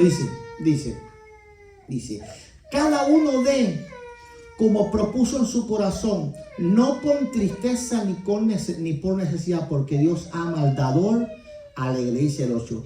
Y poderoso es Dios para hacer que abunde en vosotros toda gracia, a fin de que teniendo siempre en todas las cosas lo suficiente, abundéis para toda buena obra. Es decir, ¿qué está diciendo el Señor? Que tú das mucho, entonces Él te va a prosperar para que tú siempre des. Entonces, el discurso de lo que dan los de las iglesias de la prosperidad no es que está incorrecto, es que ellos manipulan lo correcto que dice la Escritura. Ahora, ¿qué pasa cuando tú, por ir en contra de las doctrinas de la prosperidad, entonces haces lo que está contra la Escritura? Pues estás haciendo igual a ellos, estás apostatando de la fe. ¿Dónde está la maldad? Que entonces ellos dicen, le sacan el dinero a las personas. Dame a que el Señor entonces, ya ves, siembra 100 aquí, siembra 100. El Señor, no, el Señor te va a dar a ti conforme Él quiere. Y conforme Él sabe, porque Él obra perfectamente en todas las cosas. Pero si Él ve ahora, oye, mira, una vez, pongo un ejemplo, menos mal que la iglesia no es, no lo digo en broma, no lo hay, pero una vez había una iglesia que nosotros pastoreábamos allá en Kansas City, un hermano, que él tocaba en la alabanza, pero aquello era que caminaba con los codos. Ok, era un hombre muy patriota. Él siempre traía a George Washington a la iglesia. Ok, es decir, nunca traía un científico, nada de eso. Él era George Washington. Pero entonces me invitaba a mí a comer a los restaurantes, porque los dos trabajábamos juntos en la construcción. Así que él me decía, vamos pastor, en el almuerzo, de este y lo otro, y me invitaba, claro, a veces que lo invitaba yo, a veces lo invitaba él. Pero cuando le tocaba a él invitarme, que él decía, no, yo pago esta comida, está bien, él le dejaba a la mesera un tip de eso, pero grande.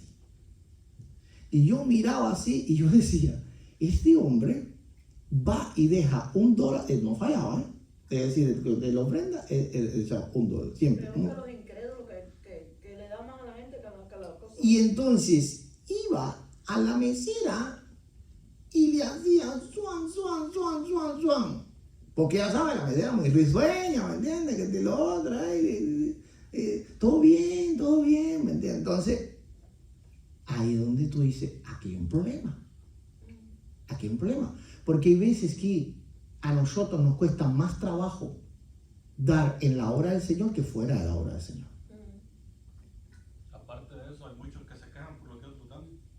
También. Ok, también. Esa es la otra cosa. Esa es la otra cosa. ¿Se quejan porque no hay? Por lo que otros dan. Oh, sí. Claro que sí. Entonces, la espiritualidad es diferente. ¿Ok?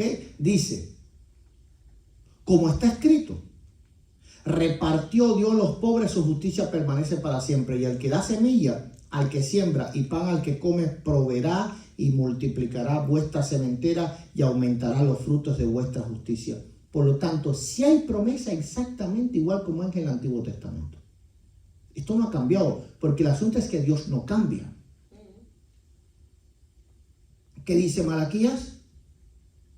Probadme en esto, abriré las ventanas de los cielos y derramaré. Tú dices, no, eso es el antiguo pacto, eso no es el antiguo Pero pacto. una promesa también dice, y yo Jehová quitaré al devorador. Al devorador. Ok, pero mira que es lo mismo que está diciendo ahora.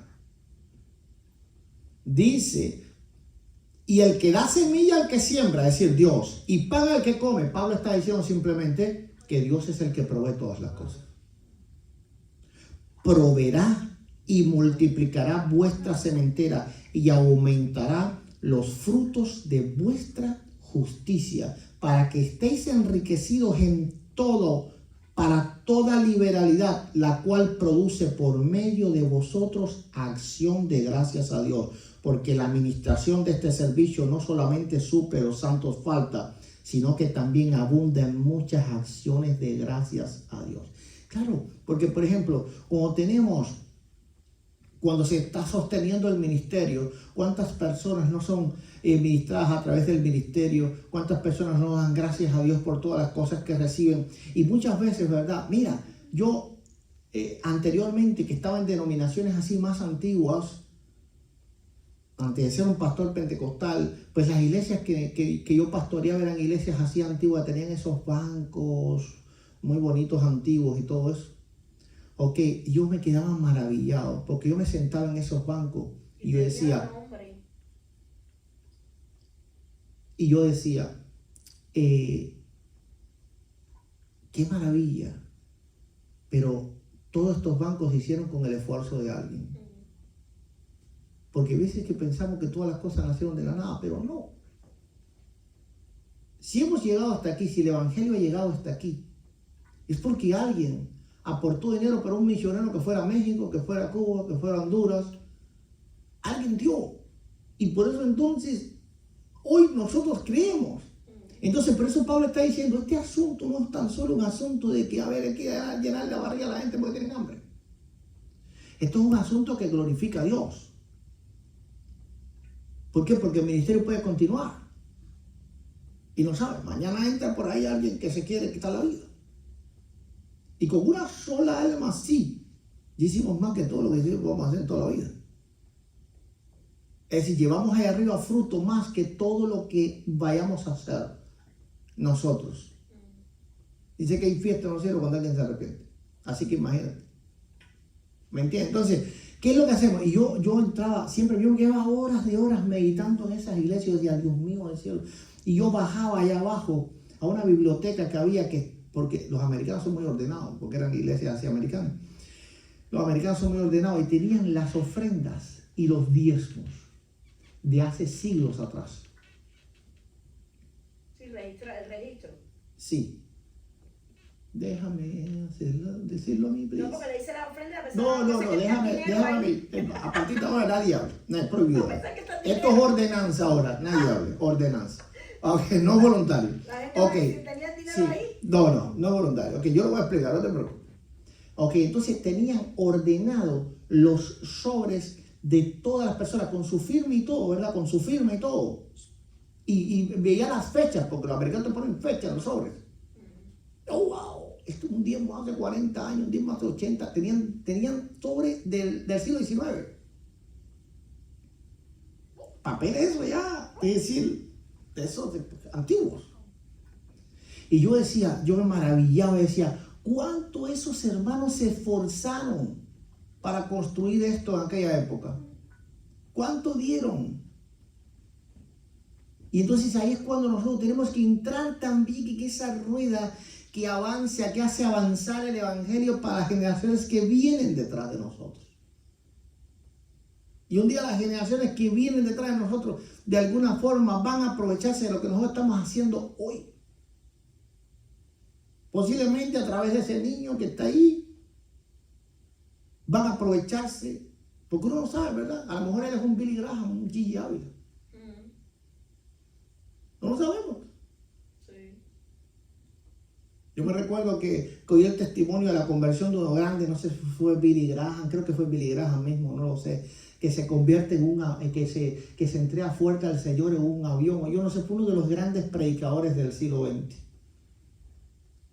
Ok, se convierte en un avión con una persona normal, un cristiano normal, y le empieza a predicar en el avión, que esto y lo otro, y le dice, yo no creo en Dios, y que si creo en Dios, que tiembla este avión, que el del avión empezó a temblar, que esto y lo otro, y el hombre ahí predicando, y el hombre le decía, y él estaba temblando, y él le decía, pero tú no tienes miedo, si no, yo estoy confiado del Señor. Y ese testimonio hizo que alguien como Billy Graham, creo, no me recuerdo si fue él, pero fue uno de los grandísimos predicadores. Entonces lo que hizo esa persona impactó de una forma tremenda a muchísimas generaciones.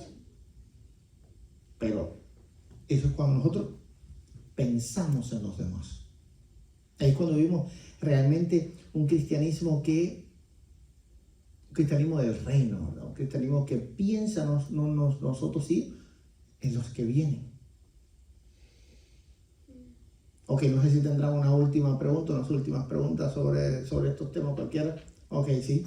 Aquí en 2 de Corintios 8, versículo 5 dice, y no solo como lo esperamos, sino que asimismo se dieron primeramente al Señor y luego a nosotros por la voluntad de Dios. Quiere decir que ellos le daban primero al Señor y después le daban a Pablo. Claro, y por mira, la voluntad de Dios. claro. No quiere decir que era lo mismo. Claro. Entonces, por ejemplo, lo último voy a decir, porque estos argumentos que van a escuchar repetitivamente. Pero cuando ustedes estudian la Biblia vas a ver que es fake. Yo no encuentro ni un solo argumento real. No, todos son falsos. Todos son falsos.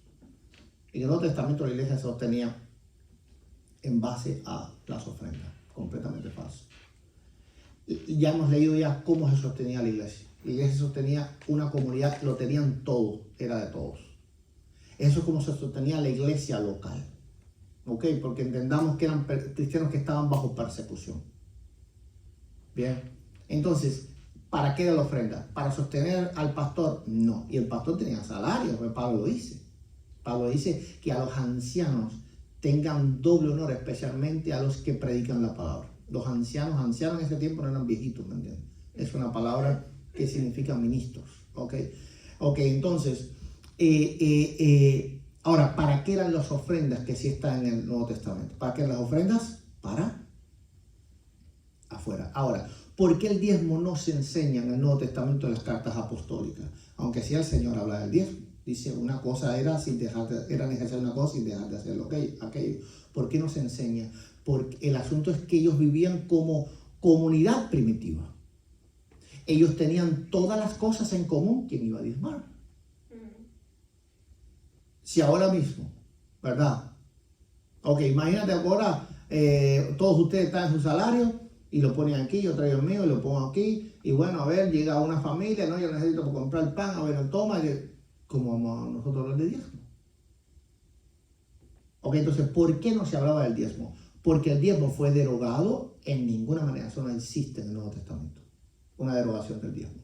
Simplemente era porque los cristianos de esa época vivieron así. Ahora, ¿qué pasó en el periodo postbíblico? Que ya no fueron así. Cuando leemos en las cartas de los padres de la iglesia, los padres de la iglesia, todos hablan del diezmo. Inclusive decían que si Jesús dijo que si vuestra justicia no fuera mayor que la de los fariseos, y los fariseos diezmados no entran en el reino de los cielos. Y ahora, yo no predico así, ¿verdad? Pero el pastor por ahí que predicó, no, el que no diezme te va al infierno, que esto y lo otro. Si tú leías lo que escribían los padres de la iglesia, literalmente decían eso. Es decir, usaban el texto de, por supuesto, yo no creo eso. Ok, yo no creo eso. Pero lo que estoy diciendo es la importancia que ellos le daban La importancia. ¿Por qué? Porque imagínate, cuando salió de ese tiempo de la iglesia que lo tenía todo en común, ¿ahora qué se hacían? Porque ya la gente no era así. Ya dejaron de ser cristianos judíos. Ahora comenzaron a ser cristianos gentiles. Y los gentiles tenían otra percepción de cómo era la vida. Entonces aquellos primeros cristianos se enfrentaron a un reto terrible. ¿Cuál es el reto? ¿Cómo ahora financiamos el ministerio? ¿Cómo hacemos? Entonces vemos un montón de cristianos, de los padres de la iglesia, defendiendo el diezmo, pero que parecían pastores de la prosperidad. Claro, era por el contexto histórico que ellos estaban viviendo en ese tiempo. Que había salido de una iglesia que lo daba todo en común a una iglesia que entonces no daba nada. Entonces dice, aquí hay un problema, ¿no? ¿Qué tenemos que hacer? Pues comenzar a predicar el diezmo, comenzar a predicar del diezmo, ¿verdad? Y ese es un punto importante que nosotros tenemos que ver. Ahora, otra cosa que quiero cerrar con esto. Ningún mandamiento puede ser derogado si Dios no lo deroga. Por ejemplo, todas las cosas que nosotros hoy no creemos obligatorias, fue Dios quien la derogó en el mismo Nuevo Testamento. Pablo dijo, ya, la circuncisión y la incircuncisión es nada. ¿Ok? Entonces, eso nosotros nos inventamos, no. Nosotros no nos inventamos. Y por ende, cuando nosotros no nos circuncidamos, ¿ok? Entonces, no estamos quebrantando la ley. ¿Por qué? Porque está aquí. Aquí vemos inclusive en el capítulo 3 del libro de Gálatas que Pablo sentencia a los cristianos gentiles que se circuncidan. ¿Por qué razón? Entonces ya está derogado. Está derogado. Pablo dice claramente que nadie te juzgue en día de reposo. Es decir, que nadie te puede condenar por eso. Y claramente que nadie te va a condenar por guardarlo. Lo que te condenan es por no guardarlo, porque ese era el problema en el antiguo pacto. Era no guardarlo. Entonces, está derogado. El escritor de los Hebreos, ahí en Hebreos 10:14 dice, con una sola ofrenda hizo perfectos para siempre a los santificados. Por lo tanto, tenemos que dar ovejitas aquí. Pues no. No tenemos que hacerlo. Si alguien viene y me dice, ay pastor, yo siento en mi corazón darle una oveja al Señor, yo te digo, el Señor te reprenda. Ok, ¿por qué? Porque no se puede hacer. Un comentario, pastor. Sí. Es que yo creo que en el diezmo el problema que hay es que muchos charlatanes han abusado de ellos. Claro. Y por eso, por ejemplo, hay muchos que critican el diezmo y se burlan, como por ejemplo el catolicismo, pero yo no sé si sucede en todas las iglesias, pero por ejemplo en la que yo iba cuando estaba pequeño sucedía de que una vez al año los miembros de la iglesia todos le llevaban al sacerdote al altar el 10%. Claro. No sé si lo calculaban bien, pero era más o menos el 10% de gallinas, de huevos que las gallinas ponían, de maíz, frijoles y todo eso. Claro. No sé si será que ellos no saben que también en la iglesia católica pide el diezmo. El asunto es que el católico no conoce su fe. Inclusive en un montón de concilios, por ejemplo, Letrán, anatemizaron bajo anatema al que no diezmara. El que no diezmaba iba para el infierno directo. O que la iglesia católica. Ahora, lo que pasa es que la iglesia católica tiene un negocio tremendo. Y es que el católico con su religiosidad popular da más que si le cobran los diezmos. Igual que, por ejemplo, las iglesias de la prosperidad, muchas no diezman. La gente dice, no, el diezmo y los ladrones. No, al revés. El diezmo hace que el cristiano se sienta que ha cumplido con Dios. Y lo que quiere dar después, bien lo quiere dar. Pero el problema es que así no se puede manipular al cristiano. Sí. Ahora, ¿qué pasa con la ofrenda? Bien, suponte que ahora yo digo aquí no se va a recoger más diezmo porque eso no es el Nuevo Testamento y son los ladrones, que y lo otro. Pero comienzo entonces a usar la ofrenda. Con la ofrenda los puedo manipular a ustedes. ¿Por qué razón? Porque la ofrenda es cada como uno propuso en tu corazón. Y ahora te pregunto a ti, ¿qué hay en tu corazón para dar hoy al Señor? Es más, toma el alfolí, voy a pasar por ahí y te voy a preguntar, ¿qué hay en tu corazón hoy? Lo que hay en tu corazón, échalo aquí. Te aseguro que vas a echar más. Te lo aseguro. Entonces, la ofrenda se usa para manipular. Y de ahí vienen los pactos y las cosas. Porque el cristiano nunca se siente satisfecho. No sé si he cumplido. Y ahí las mujeres, que la mayoría de las veces son más espirituales, Oye, pero recuerda que te vino un cheque. ¿Para qué dijiste eso? Ahora tengo carga de conciencia. Yo no sé si habremos cumplido, lo habremos dado suficiente al Señor. Yo creo que no. Creo que no le dimos suficiente al Señor. Por eso nos ha venido todo lo que nos ha venido. Porque entonces ahí ya vienen los castigos y la ira de Dios se levantará sobre que esto y lo otro. Porque no aman al Señor. Entonces comienzan a manipular a las personas. Pero cuando tú dices, yo cumplí. Ay, si yo quiero algo más porque soy buena gente, lo doy. Buena gente entre comillas, Y, son decir, y el Señor dijo, y en eso probarme. Lo único que el Señor dice que lo claro, entonces la ofrenda se usa para manipular. Entonces la mayoría de las ofrendas, de los ministerios esos que hay hoy en día, ellos no cobran diezmo, están en contra de los diezmos. Porque el problema, y te lo dicen, entonces la gente escucha y dice, uy, si esa iglesia no se diezma. Y eso es pura sana doctrina. Es todo lo contrario. Es manipulación. ¿Me entiendes? Es como cuando un cristiano te escribe por ahí por el Messenger que necesita algo, te comienza a manipular. ¿Me entiendes? Ok, ¿por qué? Porque sabe que tú eres cristiano. ¿Ves? Entonces aquí es donde está el problema de hoy en día. Alabado sea el Señor. Bueno, espero que este corto estudio les haya servido para entender un poco más este tema. Y podría extenderme un montón, porque hay que comprender un montón de cosas para entender cómo era la mentalidad del judío. Mire, hermano, yo se lo digo, la mentalidad del judío es tan diferente a la mentalidad del hombre occidental. Por ejemplo, hay veces que yo voy a una casa de hermanos, ¿verdad? Y entro al baño de la casa de los hermanos. Oye, no lo estoy diciendo por ninguno de ustedes, no sé si he visto esto en el baño. No, espera, todavía. Apágalo. Ay. No sé si tal vez dice, ay, el pastor lo dice por nosotros. No me acuerdo haberlo visto en el baño de ustedes. Pero hay veces que entro al baño de los hermanos y hay como versos bíblicos y esas cosas. Ok, no sé si lo han visto, ¿verdad? ¿Algunos de ustedes lo tienen? ¿Lo tienen? No. Ok. Y entonces yo los veo bonitos y todo, ¿verdad? Amarás al Señor. Sí, amarás al Señor con todas tus fuerzas o cualquier, Filipenses 4:13, cualquier verso bonito. Y yo miro así, yo digo, qué diferente en la mente de un cristiano, occidentalmente un cristiano judío. Por ejemplo, ustedes saben, ¿verdad? Que en el Antiguo Testamento se tenía que hacer las necesidades fuera del campamento. Y tenían que taparla y todo eso. Un judío nunca va a poner algo de la Biblia dentro. Ellos ni siquiera oran dentro del baño. Nada se dice de Dios dentro del baño, ni se menciona el nombre de Dios en el baño. Un judío cuando va a entrar a la puerta del baño, en la puerta, es que pide a Dios. Ok, por si acaso va a ocurrir algo en el baño, en ese momento pide a Dios. Y entonces entra al baño, hace sus necesidades, y entonces después que sale afuera vuelve a pedir a Dios. Pero nunca hace nada. Entonces habría que entender la mente de aquellas personas, qué era lo que ellos tenían en su mente. Para luego entonces poder comprender lo que hoy nosotros estamos leyendo en la Escritura. Porque hay muchas cosas que no las comprendemos nosotros porque la cultura occidental que tenemos. Pero este libro no es occidental.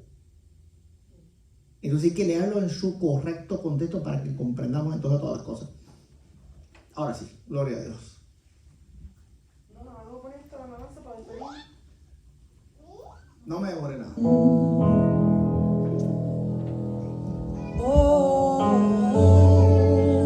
Si necesitas rendirte al Señor. Gloria a Dios. Así con esa alabanza vamos a estar orando para ser despedidos. Oh sí, Señor, nos rendimos a ti, Señor. Yo me rindo a Él. Dile allí, Señor. Todo a Cristo yo me entrego.